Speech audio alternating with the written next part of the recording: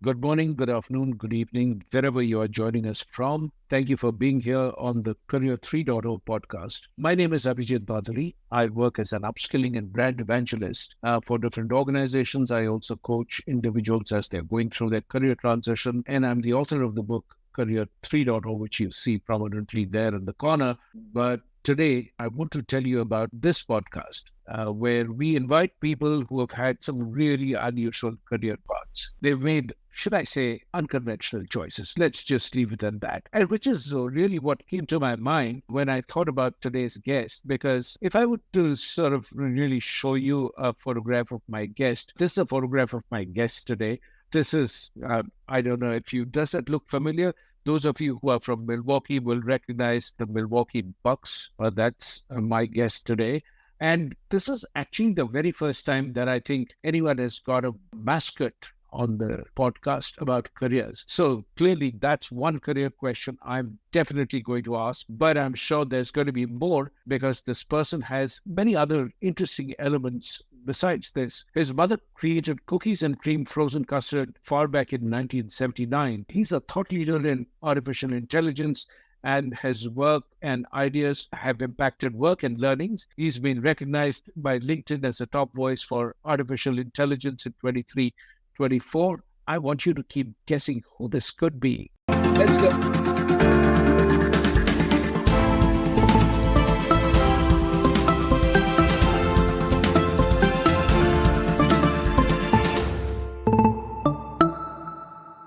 Oh my God. Is that what a mascot actually looks like? Well, an old one.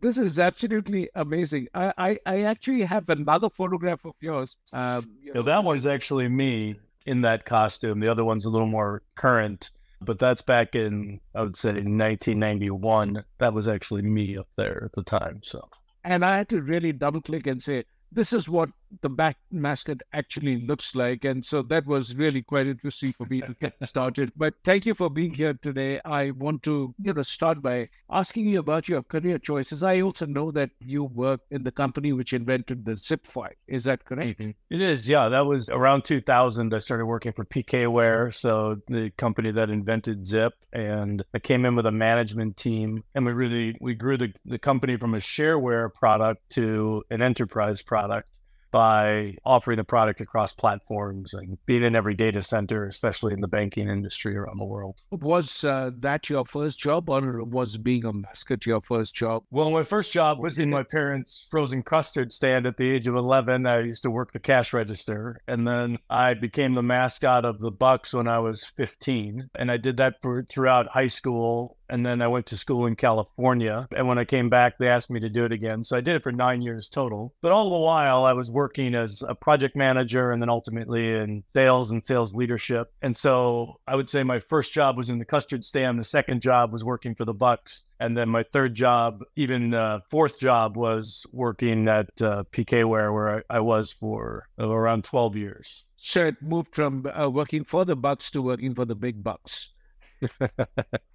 Well, once we moved out of shareware, it was a little better, yeah. When you think about career choices, if you were to sort of go back and make your choices again, would you change something? Yeah, I grew my career in sales. I found out very early on I was not great at product management, and I actually thought I was getting fired the day that they offered me the opportunity to go run global sales, international sales out of the London office. And I never looked back. I loved that stretch of 9 or 10 years. But, to answer your question, Abhijit, there would certainly be perhaps individual decisions that I've made throughout 30 plus years, but I've always just been drawn to particular opportunities. And when it feels right, I go for it. The 2 jobs I've ever applied for in my life, I got neither of those jobs. So every job I've ever had has really been the result of network connectivity and really seeing the opportunity, being introduced to people and so forth, and certainly having to interview, but not really applying for the job. And Todd and I, we actually first met on, I think it was at Clubhouse, where we both ended up speaking on a bunch of topics. And then I invited Todd to be on my previous season where he talked about a bunch of different things. But today I want to spend a little bit of our time together to look at how, the world of work is getting shaped by artificial intelligence, especially, how it is impacting work and learning. That's what you do for a living now. And if you were to describe overall how artificial intelligence is changing the world of work. Well, my lens on the world of work is really outside in from an education industry perspective. Certainly I have a strong partnership with Amarillo College where I manage the Innovation Outpost, but I also speak to and do workshops with and strategy work with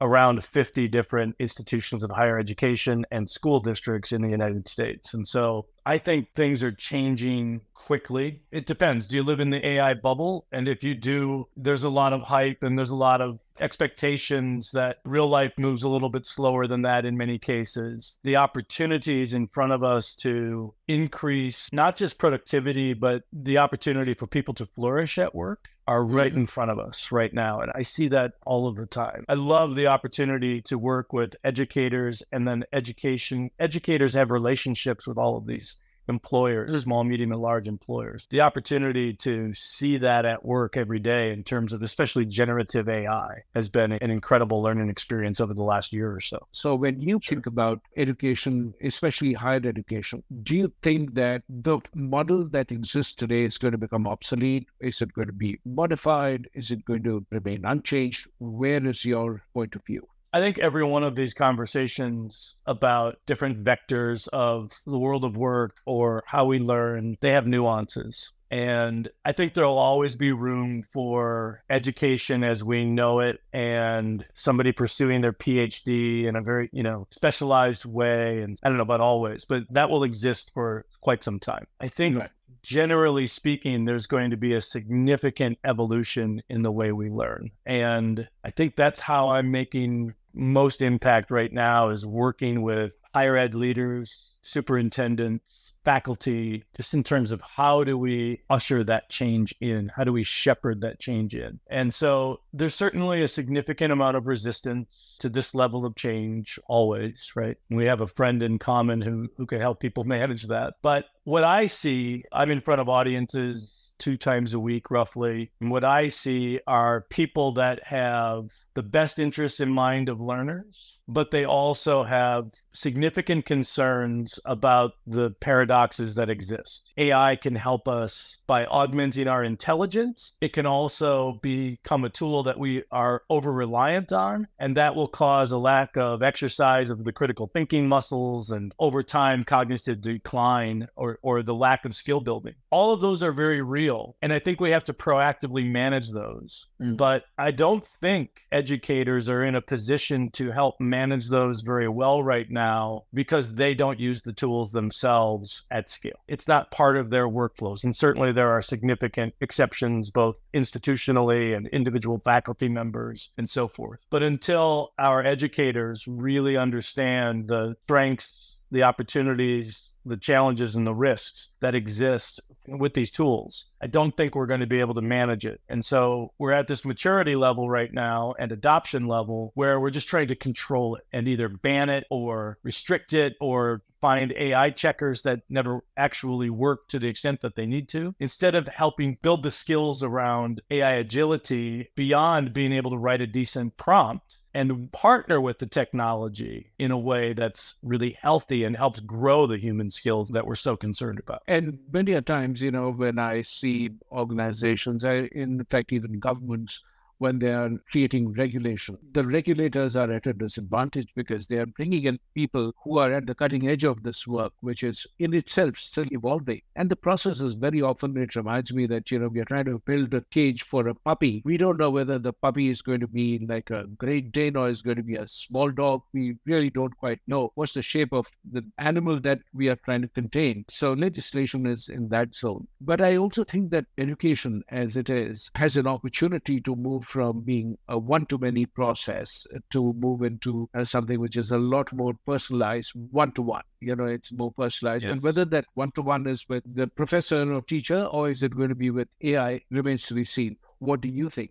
I agree with that. I think that there are downsides to personalized learning that we have to think about too, in terms of siloing individuals and not having the connectivity and so forth. But my 13-year-old uses ChatGPT for test prep right now. So she's in 8th grade and they have the ability to bring a paper study guide into the exam with them. Right. So there was an exam recently on U.S.-Cuban relations dating back to sort of the Kennedy era. And so 3 nights in a row, she took a 15-minute, 10-question oral exam and ChatGPT, and it was all verbal, GPT voice. And ChatGPT helped her understand that's really close. Here are a couple of things you might also want to consider to complete the answer. Now, some of that may or may not be on the test, but we know contextual learning is really effective too. So it met her exactly where she was. She was perfectly prepared on the 4th day to go in and take the test.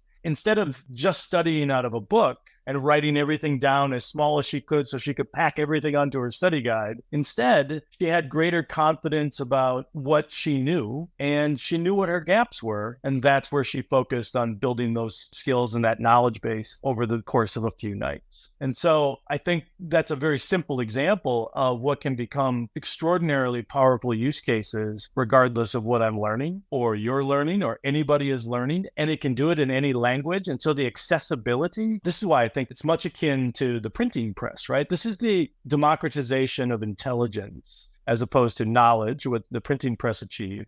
And so this opportunity to meet people exactly where they are in their native language and help them understand topics to the best of their ability is an opportunity that we can't look away from. But we do have to have guardrails in place. There are elements of personalized learning that we have to be thoughtful and intentional about. So what I hear you say is that, yes, it's possible to use generative AI to meet the learner where they are. And I love that example of being able to look at preparing for a test through those conversations and questions. So absolutely a very, very powerful coach in some sense. There's also this very interesting dimension of a real scenario where someone in US, one of my friends, he had applied for reimbursement of a medical expense to the insurance company. So the insurance company came back denying that insurance claim. And then this person actually went into ChatGPT and put that entire condition and said, this is what has happened. This is how I put the claim.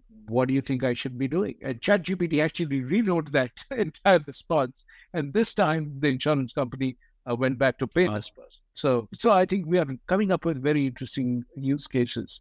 Do you think we are moving away from this whole business of education, which is a far more broad-based thing, into a world where only skills will matter, not education? Since you do work with a lot of higher ed, I'd love to know how you would sort of segregate, or do you still think it's a synonym one way or the other? Well, I love talking to you about this topic. I mean, nobody knows more about this, but when I'm engaged in conversation with institutions of higher education, leadership, they get it in large part. If I'm in the room, it's because they already get it. They understand that there are some truly existential challenges confronting them. One of those is navigating the skills-based economy and how to prepare people best to do those things. The things they need to understand. This concept of lifelong learning has been around for a long, long time, right? And probably it's not my favorite term, to be honest. I mean, I think about continuous skill building and upskilling and so forth. I'm 55 years old. I feel like I've learned more and built more skills in the last year than I had in the previous decade. And I use ChatGPT and multiple AI tools sort of all day, every day. And so I see an opportunity for people to build the skills that matter when they need to build them. And some of those skills will be durable in nature. Some will be transferable and some will have a shorter shelf life. They'll be perishable. But I need to build that skill for an acute need that the organization or my client has or the company that employs me has and so forth. I think there's still time left where a percentage of companies are still going to care about degrees and so forth, but we're quickly moving. This is probably moving as fast as Gen AI adoption is in organizations. They're on parallel paths. If I can learn in little chunks throughout my career, and to go back to the 13-year-old, she has a 1 in 3 chance to live to be 100 years of age. So her career is going to be 55 to 70 years long. And that's just fundamentally different than what I confronted coming out of college and so forth, right? So as a parent, I still want her to have a degree and an education. I want to give her everything she needs to be successful. But I also think it's naive to think we know what 10 years from now, what is going to be required to be successful. And so giving young people a solid foundation from which to grow, I think is perhaps the most important thing. And then instilling in them this love of learning and continuous building of skills. And when they can do that, if you can ignite that inside of people, now they have the opportunity to really flourish and live up to their human potential. My biggest concern, Abhijit, is when I look at the engagement levels at work today, and you look at the transformation that has to occur in the existing workforce to get to the skills-based economy. How true do you think it is that the vast majority of people want to live up to their full human potential? Or do we have a crisis of agency and motivation and sense of purpose in the near term? Because if I'm an individual who just wants to go to work from 9 to 5, 5 days a week and go home and be with my family, I don't think there's anything wrong with that. All of these promises of people flourishing and unleashing human potential and unlocking that and so forth. I think those are individual circumstances that we have to be managing and help people build the skills they need. And sometimes that might be curiosity as a skill or growth mindset as a skill, things of that nature, rather than a technical skill. I also think that I would supplement your point of view to say that I think, Todd, you are talking about this whole notion of skills versus education is going to come up for question periodically. And the reason for that is I'm beginning to see a fair number of very large, powerful employers, aspirational employers, who are doing away with this 4-year degree requirement. So when they're doing that, it suddenly challenges your whole assumption that why would somebody spend so much of money and time, there's opportunity cost, etc., all of that, to spend 4 years. And what is sacrosanct about 4 years? Why 4 years? When many of these people will teach you to do a little bit of the skill that is required, let's say for data center work, for coding, for many of the other jobs. And I can give you examples of technology which I am aware of. When you look at that, then the question really is, when we do away with 4-year education, are we going to create people who will not really understand how the parts are interrelated? They'll know how to fix a particular thing. So, which is what happens when people look at a YouTube video and say, oh, I know how to do this. But they don't really know why, they're doing what they're doing and how it connects to the other pieces. What do you see? Yep. I see opportunity there. We just have to systemize this the right way. So I'm a believer that it's possible that stacking associate degrees, 2-year degrees, may become the ultimate portfolio of credentials. And the way you get to those associate degrees is through these short-term learning certificate-based programs, industry programs, etc. So to your point, if there's some particular set of skills that I need to learn right now in an 8-week program or a 16-week program, something of that nature, a short-term program, that helps me right now. But then in terms of systems thinking, like you're saying, how do all the parts fit together? Well, what's the next piece that I need to learn? And can we be intentional about how they do roll up and put that into a 2-year degree? So stackable credentials and then stackable degrees really becomes the way we keep score, in addition to our experiences at work and the portfolio-based career. And I can see people just learning in spurts, going back to work, delivering that value, go learn while working, learn at work,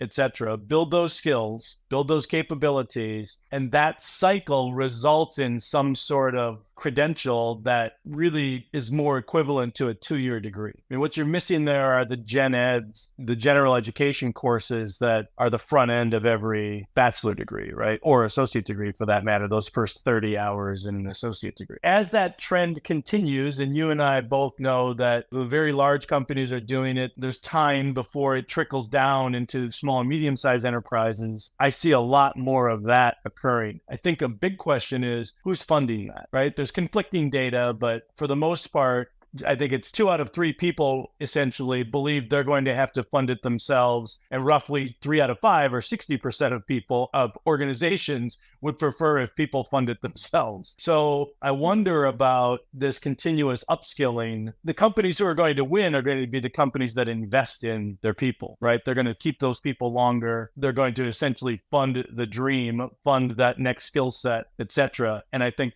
that becomes a huge advantage for employers in the coming years. One of the things I've always thought that just flawed in this whole education and skilling kind of model that currently exists, that I think in higher ed, especially the business school model, I suspect the executive education programs are more likely to get disrupted, because this whole concept of you do your graduation degree and then you kind of work for pretty much, it's, like fueling. You go for like a very long stretch until your tank is empty out, and you kind of fill up a little bit too with maybe 4 days, 7 days of some class somewhere, and then come back and go for another 2 decades before you fill it up. I think it's a broken model. What is likely to happen is that maybe this 4-year degree content is broken up, so you don't really get your degree right away, but you spread it out over the first 10 years of your workspace, and you're sort of periodically going back to get that essential learning, which could be done in multiple ways. In your workplace, through projects, you're doing some classroom. This whole sharp division between the workplace learning and educational institutions is probably going to have to go away. So I would expect to see a far more powerful model emerging. What I'm seeing in the last just 6 months. So first of all, there's more dual enrollment than ever. So kids are earning, not everybody who goes to college is 18 to 22, right? I mean, the average age of a community college student is in their mid to late 20s, depending on the institution. But we see more kids earning college credit for the gen eds while they're still in high school. And that's good. Get those out of the way. And then I see, not only is there an advantage here for the community colleges and technical colleges, the 2-year schools in the US, but we're also beginning to see more 4-year institutions traditionally get approval from the accrediting boards and offering 2-year degrees, shorter term programs, as well as certificate-based programs. So while those programs are being offered, we're still kind of shoving it through the same engine, if you will. And therefore, we can't see it and feel it very clearly unless you understand how the engine works. I do think that those barriers are going to come down. There's going to be greater transparency in terms of routes to skills. And then you and I both know that the half-life of the value of a skill has just declined so significantly that it's just simply going to have to be continuous when you're talking about managing a 10-year to 70-year career. If I've got 10 years left in my career, so be it. I'm going to have to learn, most likely, new skills between now and when I hang it up. But if I'm getting out of college or high school and I'm 18 to 22 years of age right now, and I've got 60 years in front of me, I have to be of the mindset that I'm going to continuously have to build skills simply because of the evolution of how intelligent AI is and what it is capable of doing and what that's going to look like year to year. It's interesting. You talked about 2 of the 3 defining factors which are changing careers. You mentioned it in the context of your daughter that quite likely she's going to be living close to 100, and yes, we are all going to live longer than what we anticipated. So that's one. And therefore, work becomes a great source of not just earning money. It's important, but I also think it's a great source of your identity. It's a great source of meaning. So that's one reason why people will have to continue to work for a longer number of years than what they originally anticipated when they entered the workforce. So this notion of retiring at 60 or 65 is, I think, going to be an obsolete term. People will retire much later at 80, 90. I think that's where it's going to go. The second factor you referred to is the half-life of a skill is dropping a lot. Yeah, IBM talks about 2.5 to 3 years being the life of a technical skill. And so when you see that, it's pretty amazing how quickly what you learned can become obsolete. But there's the third factor, which is also that, this whole notion of a job, being the dominant form in which the skills marketplace exists, that is going to disappear because, most organizations barely survive the teens, so they die before they are even 20. If you look at the combination of these, the probability of somebody staying on in one organization for their lifetime is practically zero. And that, business models are evolving, changing, so people will need to change. What kind of skills do you think should one be looking at building if you are advising people? You do so much of work with the educational institutions, which is why I'm so really asking you, is there a way in which one can define the kind of skills that are going to be a little more long-lasting? And if so, what would those be? Yeah, well, there's 4 people that I subscribe to and follow with regard to this. Heather McGowan, who wrote The Adaptation Advantage, college back as COVID was kicking off in the US, or 2021. John Boudreaux and Robin Jesuthasan and you, right? And between the four of you, I've really come to understand, I think, a lot about this, only because the points, they're all aligned or run in parallel to one another. There's very little conflict here. What I've been working on for the last several years with a group in London and a couple of people here in the US, including my son, is around human skills. And so in the book, Work Without Jobs, what Robin and John Boudreaux talked about is much more of the work that we do, much more of the human work in the coming years, like by 2027, will be much more focused on relational work and work that requires expertise rather than transactional work, which will all likely be automated. And certainly coming out of Davos this year and so forth, there were all kinds of quotes from the IBM CEO and Sundar Pichai and Satya Nadella and so forth, that the lower half of cognitive skills are going to be automated. So we have to be developing high cognitive skills like critical thinking and socio-emotional skills like emotional intelligence and strong communication skills and so forth. And the challenge that lies in front of us, just societally, is that until very recently, people believed that things like qualities like emotional intelligence, they were qualities and not skills, and they were innate and they couldn't be developed. If you were a jerk or let's say, unempathetic, as you started your career, you're probably going to finish your career that way. And now we know that that's completely not true. The challenge in front of us is to have schools explicitly teaching these skills. When I talk to presidents of four-year liberal arts schools, for instance, in the United States, I'll ask, how do you teach critical thinking? And to a person, they'll say something like, well, because of the way we teach every class at XYZ University, by the time somebody graduates, they're a great critical thinker. And that may be true. But they can't articulate what critical thinking is to a hiring manager. They can't articulate how they've leveraged critical thinking during their academic career to date, or how they might apply it to the job that they're applying for. And so we need to help people understand that these are competencies, and they not only need an understanding of what it is, but how they can build those skills. And frankly, this is the single largest fear. I've spoken in front of 25,000 faculty members at this point from colleges and high schools. And I would say, while you can shorthand it and say they're concerned about people cheating by using ChatGPT, the equivalent of plagiarism, it's really the erosion of critical thinking as a skill. I had an example the other day from an 11th grade high school teacher saying, my students, if I say, what is 1 divided by 2, and they have to bring a calculator out, we have a real problem. And that's what this black box of Gemini and ChatGPT and the other two, and Copilot and the other tools, they're really concerned about that. But I would argue that those technologies, instead of trying to catch people doing the wrong thing and call it academic dishonesty, I would rather build this case for academic integrity and professional integrity. And beyond that, help people understand the critical importance of protecting our human skills, those high cognitive skills that are not easily automated, and help them actually understand how to build them. So on the plane home, which was a little convoluted, but on the plane home this weekend, I built a GPT where I can take any ChatGPT conversation that I've had with the AI and plug it in, and it will tell me how significant the human contribution was, what my creative thinking and strategic thinking strengths and weaknesses were, what I can do differently to form a healthy relationship with the AI. And I think that's a pretty decent surrogate until more educators understand the strengths and weaknesses of working with AI and the right way to form the right working relationship,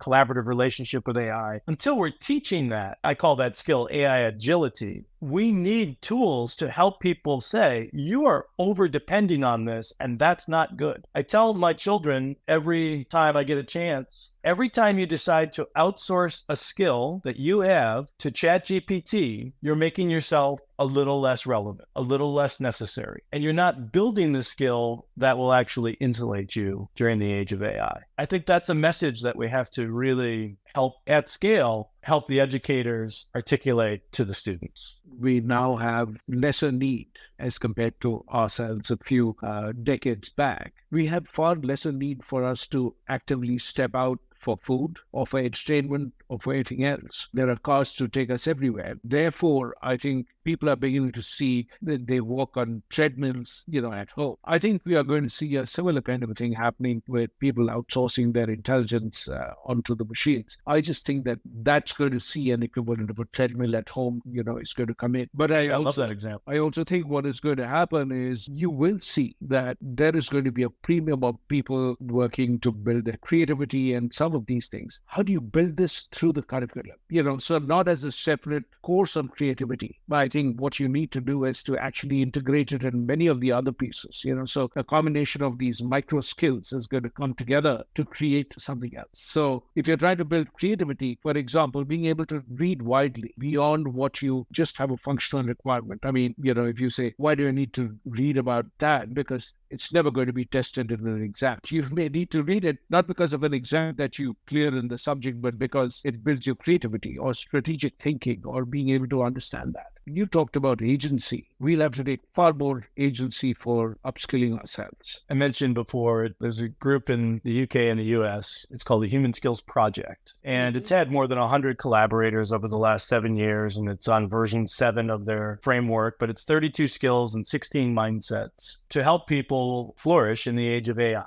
survive and thrive in the age of AI. And when I look at those skills, and then being a heavy user of generative AI myself, I'm building safeguards for myself about how to practice those skills rather than let them atrophy, right? And so 32 skills, but more than 400 micro skills, to your point, make up that matrix. And not all 32 are as important to you as they are to me. It's not the same set. And if I'm working in this organization, they might say, well, it's these 8 skills for this role that really matter. And that is, I think, at least in the near term, what we're going to see. It's going to happen in professional development. And then, yes, without question, as we work with institutions of higher ed and high schools, so secondary and post-secondary learning in multiple continents now, we are engaging with those groups to bake these elements into their existing curriculum because, of course, the teacher is concerned about adding new elements. What am I subtracting if I only have so much time during the day? What am I subtracting? And so we have to think about how important these skills are as the transactional work is automated and rote memorization becomes less required and so forth. We have to be better at the uniquely human things that are durable skills in large part. They get better as we get older and more experienced and so forth. They just have to be practiced in a conscious way so that we can help people understand what they can bring to the table that AI can't. And that landscape is going to continue to shift almost weekly. It's amazing. Last week when Google released Gemini, their 1.5 model, right? And it's incredibly powerful. I haven't used it much in everything I'm reading about. But on that same day, OpenAI released Sora, the video thing that got all of the headlines. That's incredible. Absolutely. It is mind-boggling. TikTok's going to be very different as soon as that's released to the general population. And then they also, that day, that same morning, I got a notification when I logged into ChatGPT that it now has memory. So for instance, in AI agility, there are these 6 pillars of AI agility, 6 elements of AI agility. Mm-hmm. And it used to be when I started a new thread with ChatGPT, I would have to explain what they were each time or upload a document or whatever. And now it just knows. It just from conversation to conversation, it knows what we've talked about. So now the workflow has completely changed. And there was absolutely no, get ready for this is coming. Or other than, if you live in the AI industry, you kind of know these improvements are coming. But there's no manual. You just have to discover these things for yourself, really. And it definitely impacts individual and organizational workflows for people who are adopting these tools. And I think that's an incredibly important skill going forward for all of us. How do you collaborate with these tools? This is a different level of collaboration than any other technology we've ever dealt with. It's also because it's iterative, unlike a search bar where you're asking a question. You can ask far more open-ended questions to generative AI. And now, you are seeing greater and greater greater capability. It is multimodal, which means it can understand text and video and voice and all that, which is such a game changer, because the moment it's able to understand voice, it throws it open for a huge part of the planet which does not know how to read or write, or, is limited by language. So being able to speak through that, we should be able to, I hope, revive many of these lost languages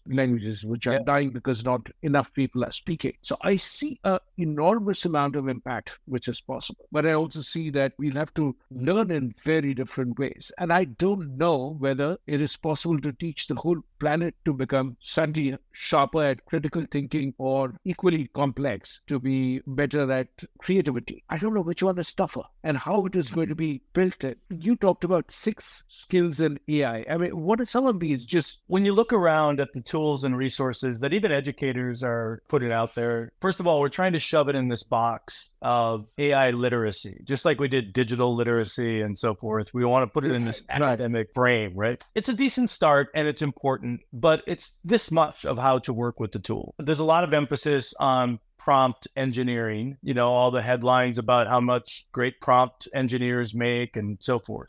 I think that's a very short-lived window of opportunity that people should take advantage of. We think of it as prompt design because it's more human. So the first piece is around just exploring these tools with curiosity and then prompt design. And that is a prerequisite. And then after that, it's forging a healthy human AI relationship with collaboration. It could be multiple people and multiple AIs or one AI and so forth. There's all different permutations in a given workflow, but even just one-on-one, this is why I built that GPT. How much of me is in this conversation and how much of it is being generated by the AI? How dependent am I? How much critical and strategic thinking did I just use and so forth? So forging relationship, that's a good one that helps me build those skills. The next piece is how I use the tool in the context of school or work, learning and work. How do I create real value, tangible value? How do I do that in alignment with the values and the ethics, but also just the needs that the organization has? So I'm focusing specifically on employees here. How do I use it to help the company move forward, right? Help the group move forward.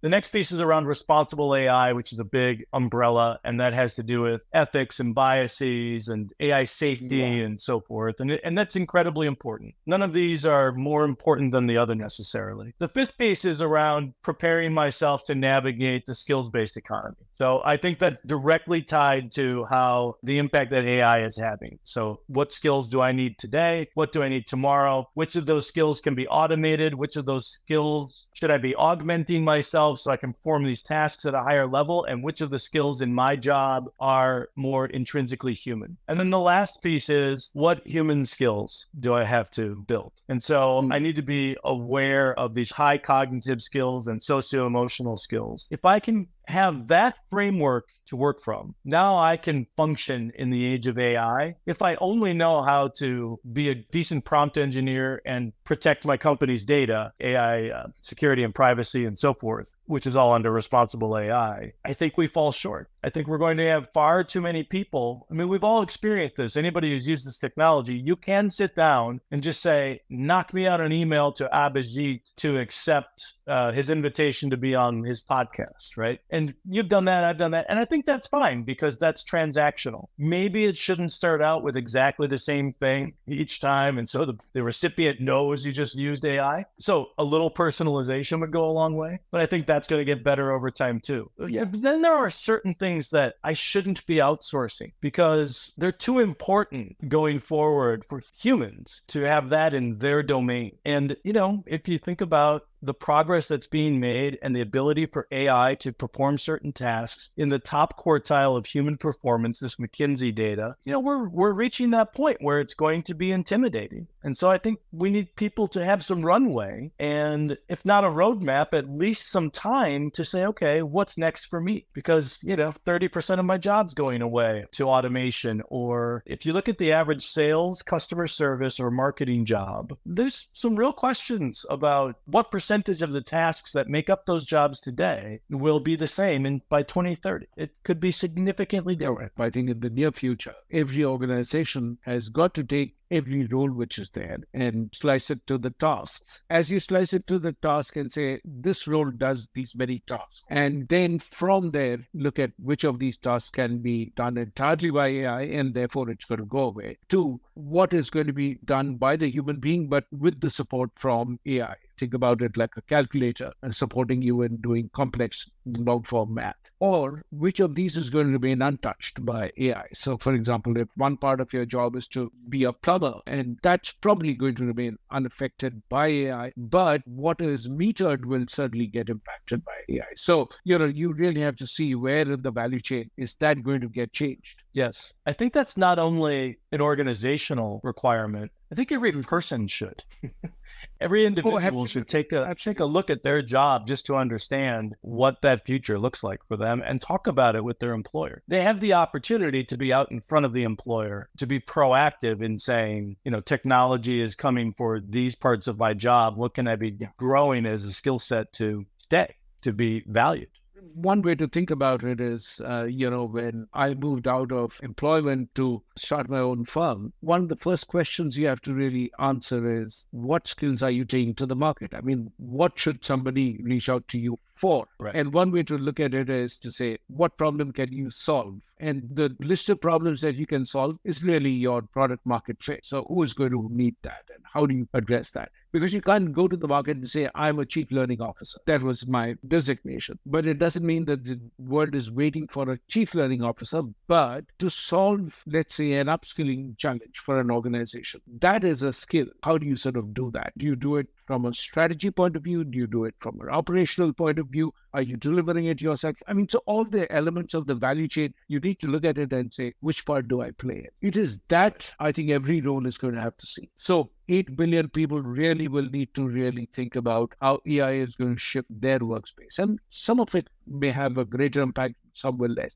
But I don't think anybody's going to get away from an entirely zero impact kind of a scenario. I can't think of too many examples. Not too many. Some would say that the trades are a little less impacted, but there will certainly be elements of their job that if I'm a plumber, I still need to fill out a report. And, I've helped clients with technical writing capabilities. So think about that in the US. Regardless of the industry, I hire technicians, and part of the way I justify the expense of that technician to the customer on the bill is by the technical write-up that happens, the field report. And I hire people from all over the world. It could be somebody who grew up in Vietnam or Mexico or Latin America or Eastern Europe, whatever the case may be. And if English is their second language in the United States, they may not be incredibly proficient at technical writing to begin with. But now I'm going to throw them over to a community college for 8 weeks to learn how to write better technical reports. And, maybe there's some incremental gain, but it's so much easier to build a GPT. It takes about an hour. Now I'm putting that person in a position where they can just give the AI bullet points in their native language, and it will immediately translate it and build the narrative to the standard that the company needs in order to maximize effective, billable rates. And so why would we stick with the old engine of, ship that person off for 8 or 16 weeks of technical writing instead of just letting them do what they're best at? And I also think that if the trade remains unaffected by artificial intelligence, the discovery of the tradesman is going to remain something which is going to be vulnerable to AI. So therefore, for example, I may be a plumber. I don't need to worry about if AI is going to, at least in the near visible future, change the way that I function. But my tools could become different. My way of looking at metrics could change. My discoverability, through social applications could change. So if you take a broader definition, I don't see any job which is going to remain immune to what, the changes that are coming in. Every technician today carries a laptop or two. They have systems. The data-driven systems inform them of, based on these symptoms, this is probably what they have to fix. Whether it's 10%, 50%, or more, jobs are going to change. It really becomes a question for all of us on how adaptable we can be and what our threshold for pain is when it comes to change. If you told me today that 30% of my job is going to fundamentally change because of technology, I don't have a lot of anxiety about that. But for many people, 10% is too much. If my job, as I've known it for the last 23 years at this small company, is the way I've put food on the table, I've been valued by my coworkers and the people I work for, I've had developed stories and relationships around, and now you're saying 20% of that is changing for the last 10 years of my career. We shouldn't underestimate the human side of that equation. Just to help people, we need to go about this with some level of empathy that not everybody is ready to just do a 180 and do something different. What are you reading? What do you recommend people read, and where can they find you, learn about the work that you do? I mostly read research. So the Oliver Wyman Forum just released something on AI and the future of work during Davos this year, and it's an incredible report. ARK Invest in their report. I'm deep into a couple of pieces from Paul Doherty at Accenture and his team there. I just started reading Fei-Fei Li's book on the worlds I see. I just started reading and listening to that. When I want to really learn something, I read it and listen to it. So I have it on Kindle and Audible and just really try to consume it and keep some of it. I don't read a lot of fiction rather. I mostly read nonfiction. There are a couple of other books that are coming up. I obviously read Career 3.0. I really want to have a deep understanding in my life about the convergence of work, learning, and technology, because the speed at which things evolve these days is so much different than 5 years ago, 10 years ago, a short time ago. And so I'm pretty consumed there. I'm working with ChatGPT 7 days a week and creating images in Midjourney and working on creating videos around AI agility, learning content for multiple schools, etc. So that's how I spend my time. You have an exciting life. I can say that for sure. On behalf of all the viewers, I just want to really say thank you so very much for coming into today's podcast. It was really enlightening for me to see how you are linking up the work that you're doing with all the educational institutions, and through that actually impacting the workforce that is going to step into the world of work. So thank you for all the great work, and look forward to talking to you once again pretty soon.